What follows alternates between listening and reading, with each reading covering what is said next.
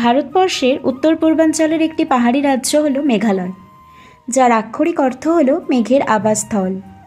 হ্যাঁ, আমি তোমাদের সাথে আজকে মেঘালয়েরই কিছু সুন্দর সুন্দর ভিউজ শেয়ার করতে চলেছি।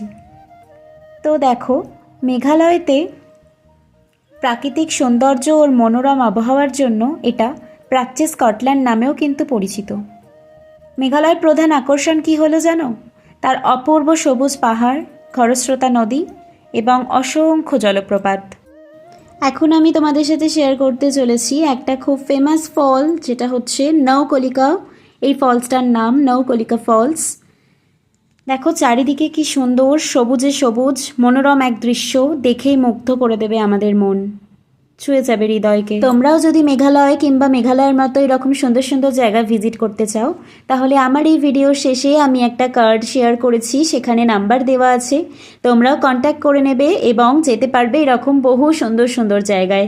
তাহলে জানিও তোমাদের কেমন লাগলো আজকের ভিডিওটা। চলো ঘুমোতে যাওয়ার আগে সবাই মিলে বলে উঠি একসাথে, রাধে রাধে।